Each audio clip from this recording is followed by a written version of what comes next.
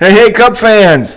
Thanks for joining us here on Cubs 24/7, where Randy talks Cubs with delight and unwavering optimism, because I am a Cubs fan, and that's what Cub fans do and who we are. I'm very excited about today's topic, and you probably are too. I mean, Ryne Sandberg is one of the most popular Cub players in the history of the organization, and I think most of us who are Cubs fans, Ryne Sandberg's not news to us. We know what he did, and I am going to walk through what he did because I think it's part of what we should be doing here on Cubs 24/7 is documenting Cub greats, and I'll continue to do that. But I think the most interesting part of the Ryne Sandberg story is how we acquired him. It was it almost didn't happen. So the fact that Ryno had his Hall of Fame career with the Cubs, there was a very specific event that had to occur, and it did, fortunately. And I'm going to tell that story today about how the Cubs acquired Ryne Sandberg. And just to set it up, obviously Ryne Sandberg is a Hall of Famer, played for the Cubs for 15 years, unbelievable second baseman, most valuable player in 1984. Ryno was a 10-time All-Star. He won 9 Gold Gloves during his career. 7 times he won the Silver Slugger.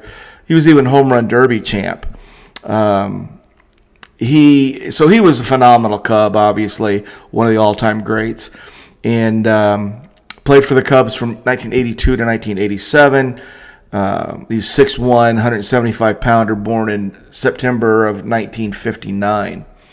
So let's start the story of how we acquired Ryne Sandberg. The first person I want to introduce you to in this story is Dallas Green. Dallas Green was the Philadelphia Phillies manager in 1980 when the Phillies won the World Series. Prior to him being the manager, Dallas Green was in charge of the farm system with the Phillies. So he was the farm director from 77 to 78. Ryne Sandberg was drafted in the 78 draft, and he went in the 20th round. So Dallas Green drafted Ryne Sandberg in the 20th round of the 1978 draft to the Phillies. Well, problem is Ryno, great athlete, had already committed to play quarterback at Washington State. So in Ryno's mind, he was going to Washington State, got drafted in the 20th round, so he figured that's what he wanted to do. Ryne knew he wanted to be a professional athlete, and at that time he had decided that the football was probably his best shot. Well, Dallas Green needed to do something to entice Ryne to sign with the Phillies. So he offered Ryne Sandberg third-round money, even though he was a 20th-round pick. So that fact gave Ryno something to think about, and it enticed him. So he went ahead and signed. So the Phillies have now signed Ryne Sandberg, product out of North Central High School in Spokane, Washington, listed as a second baseman, third baseman, shortstop, and off Ryno goes to the Philadelphia Phillies farm system. So that's where he is. Well, after Dallas Green had won the World Series in 1980, Cubs hired him as the Cubs general manager in October of 1981. Well, Green comes in. Now, Dallas Green is really an aggressive personality. You might even refer to him as brash. A very imposing figure, 6'5", very direct, very aggressive personality. A lot of people didn't like Dallas Green. Dallas Green came in and started flipping over tables. And a lot of people didn't like him, but he was making changes. Cubs have been coming off a rough stretch in the late 70s, and they hired Dallas Green to fix it. So Dallas Green comes in and he starts making changes. And one of the things that he knew he wanted to do was he needed to mold that middle infield. So when he took over, Ivan DeJesus was the Cubs shortstop, and had been for about 5 years. And Green didn't like DeJesus. He didn't like what we had at second base. He knew the future wasn't there. So he sets out to make a trade. And the trade that was publicized when it all came to light was Larry Boa, the Philadelphia Phillies shortstop, for Ivan DeJesus. Now, at the time, Larry Bowa was 35 years old. Tremendous fielder, but a light-hitting switch hitter. He had played 12 years with the Phillies. He was their shortstop when they won the World Series. He was a 5-time All-Star, 2-time Gold Glove winner, but he was a tick past his prime. So Dallas Green saw him as a potential solidifying factor at shortstop because DeJesus was more athletic, but he was a little erratic. But DeJesus was 28 years younger. Been with the Cubs 5 years, sitting 261. He had a good career. He played 15 years in the bigs. So that was the trade, Bowa for DeJesus. Now, Dallas Green had something going for him in his favor. Actually, he had two things. First thing is, because he was connected with the Phillies, he knew that Larry Bowa had to go. What happened was Larry Bowa and management ownership were in a rift. They were arguing, and they were doing it publicly. Larry Bowa had received a verbal agreement with ownership about a new 3-year contract, but ownership changed, and the new ownership was deciding not to honor the verbal contract that Larry had with the previous ownership. So, of course, Larry's upset. Well, they argue back and forth. It turns public. And Larry actually called the new ownership of the Philadelphia Phillies a bunch of liars. So that's a significant rift. So you got Larry Bowa, 35 years old. They don't want to pay him the 3-year contract that previous ownership had offered him. He had called the owners liars in public. Larry Bowa's got to go. Philadelphia Phillies they're going to move Larry Bowa. And so the offer of Bowa for DeJesus was kind of probably about right. You move Bowa, you bring in a younger, more athletic shortstop, even up, and everything would be good, except Dallas Green wanted more. Dallas Green wanted Bowa, for sure. He wanted that sure-handed defensive leaning shortstop, and Bowa was ideal, and Green wanted Bowa. But Green wanted Sandberg more. Now, at the time, Sandberg was just in the minor league system. Nobody really knew his name. I mean, people didn't talk about Sandberg in a way that he's a future Hall of Famer. That's for certain. Dallas Green was one of the few people who saw that in Sandberg, and that's why he gave him third-round money for a 20th-round pick. He saw it. So, and he had seen Ryno play these 3 years in the minor leagues. Well, he wanted Sandberg. And he thought he could get him, but he didn't want to have to give up more to get Ryno. So his strategy, as brash as Dallas Green was, is very savvy. But his strategy was to get Ryno as a throw-in to tip it in because he knew the Phillies were going to get rid of Bowa. They had to. So he waited him out. He just drug on the negotiations. And he didn't talk about Sandberg much. He didn't show his hand that he really wanted Sandberg.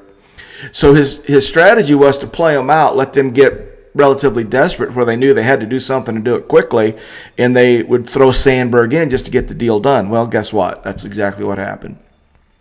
He played his cards right. He ends up getting Ryne Sandberg as a throw-in to the Bowa for DeJesus trade. Sandberg as a throw-in.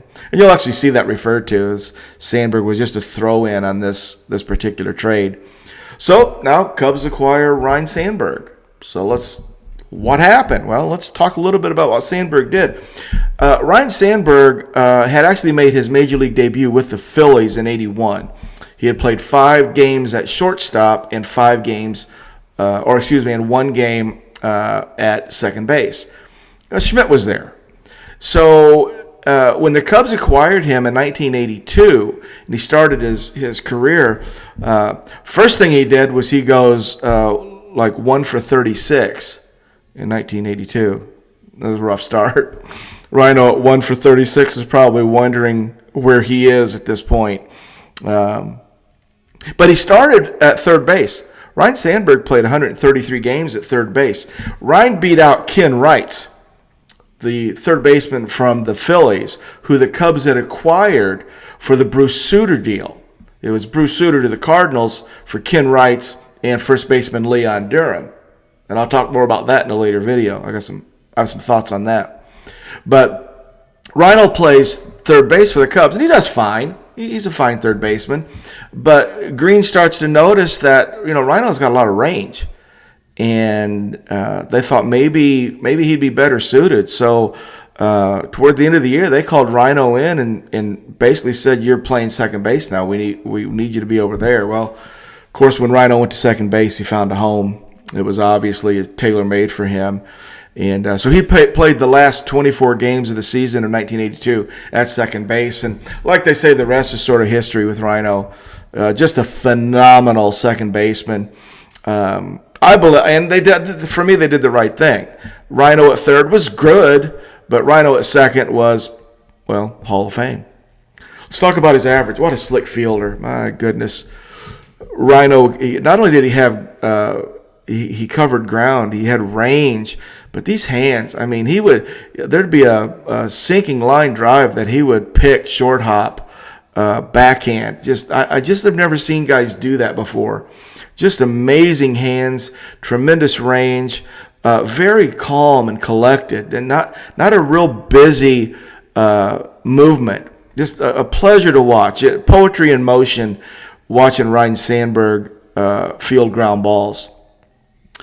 His technique was kind of interesting too, because when you watch him do it, his hands were really out in front of him quite a bit. He really went. He reached for the ball and just sort of controlled that. Just again, just watching Ryne Sandberg take infield practice, and I've had the pleasure of doing that a few times. It was just amazing watching him do that. So he finished his career with a lifetime fielding average of .989. He had a season high fielding average of .995. Played 133 games at third base. His fielding average was .970. So at third base is a tick below. In his 1,995 games at second base, his fielding average was .989. So the statistics bear out what the guys were telling us about Ryne Sandberg at third compared to at second base. Offensively, after that 1-36 rough start, he pulled it together, you might say. He played 2,151 games with the Cubs. He had 9,276 plate appearances, finished his career with 2,386 hits, 282 home runs, 1,061 RBIs, scored 1,316 runs, struck out 1,260 with 761 bases on balls. Had an overall career average of just under 300 at 285, with an on-base percentage of 344 and an OPS just under 8 at 796. His power numbers, you look at them, and they obviously don't compare with power hitters, but we're talking about second baseman here. I'll give you Joe Morgan for an example. Those numbers for a second baseman, especially at the time where, your position players short and second, if you get power out of either of those spots, it's really special. So what was one of the things that made Ryno special? Well, he was a phenomenal second baseman, but Ryno hit with some power, and I think that stood him apart. His career WAR is 67.9, just a phenomenal WAR number, and just a popular player, quiet, unassuming guy. Had some moments during his career that were just amazing. And if you like 1984, that season with Gary Matthews, and you had Bobby Dernier in center, and you had Keith Moreland in right, you had Ron Say at third, and then you had Boa and Sandberg up the middle with Leon Durham at first, Jody Davis catching. Sutcliffe came on and carried that staff along with Trout, and just a phenomenal year was 1984. And to look at it now and go, well, that was Dallas Green put that 1984 team together, and it started with Boa and Sandberg coming over from the Phillies. So I give Dallas Green a lot of credit. He had a lot of vision, and he gave us one of the most exciting seasons we've ever had as Cub fans, and I'm very appreciative of that. So Ryno, extremely popular among the Cub group, the Cub fans. In fact, people started naming their kids Ryne, His number 23 retired jersey number hangs on the foul pole at Wrigley. And just a very special player, very special Cub is Ryne Sandberg. So I hope you enjoyed the story of how we acquired him. I find it very, very intriguing to go back and look at things that could have been, might have been. And the Cubs have a history of making trades that aren't great. And it's nice to look and see that we got one, the trade for Boa and Sandberg. Hope you enjoyed it. Look forward to seeing you next time here on Cubs 24/7. And go Cubs go.